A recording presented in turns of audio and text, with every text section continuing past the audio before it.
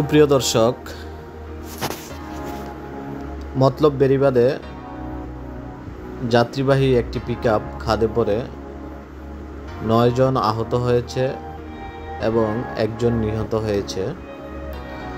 জানা যায়, যাত্রীবাহী এই পিকআপটি রায়পুর থেকে গাউসিয়া বুলতা এলাকার দিকে যাচ্ছিল, যেটি মতলব বেড়িবাঁধের উপর দিয়ে দ্রুত গতিতে চালানোর কারণে এটি বেড়িবাঁধ থেকে ছিটকে পড়ে যায় এবং তাৎক্ষণিক সেখানে ঘটনাস্থলে 1 জন নিহত হয় এবং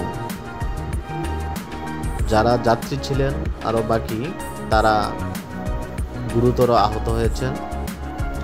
আমরা জানি যে মতলব বেড়িবাঁধের এই রাস্তাটি অনেক আঁকাবাঁকা, এখানে গাড়ি চালানোর জন্য একটু সাবধানতা অবলম্বন করতে হয়।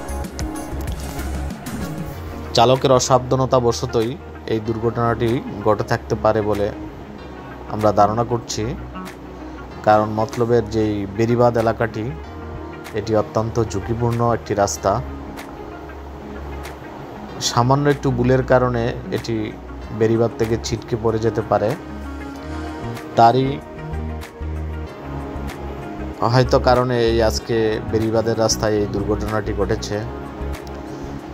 যাত্রীরা রায়পুর থেকে পিকআপে করে গাউসিয়া বুলতার দিকে যাচ্ছিল, যেটি চাঁদপুর বাবুরহাট থেকে মতলব রোড দিয়ে দাউদকান্দি দিয়ে এটি চলে যেত, কিন্তু পথিমধ্যেই এটি দুর্ঘটনার শিকার হয়। সেখানে দুর্ঘটনার শিকার হয়ে 1 জন যাত্রী নিহত হয়েছে এবং বাকি 9 জন মারাত্মক আঘাতপ্রাপ্ত হয়ে তারা গুরুতর আহত হয়েছে।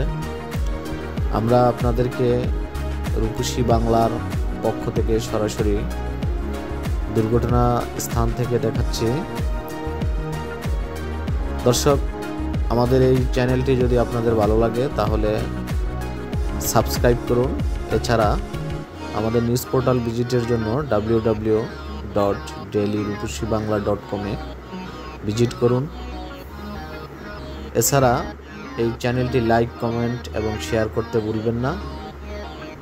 আমরা আপনাদেরকে এই রূপসী বাংলার পক্ষ থেকে মতলব বেড়িবাঁধ রুটে যে দুর্ঘটনাটি ঘটেছে সেটি আমরা সরাসরি দেখানোর চেষ্টা করছি।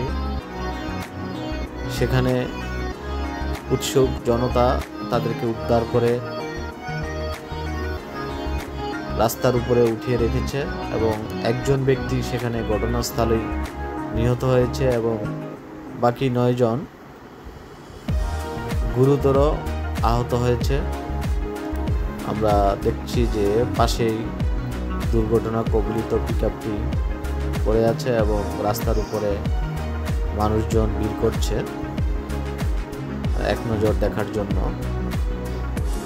দুর্ঘটনা কবলিত এই গাড়িটিতে 10 জন যাত্রী ছিল, 1 জন ঘটনাস্থলে নিহত হয় এবং বাকি 9 জন গুরুতর আহত হয়। ধন্যবাদ।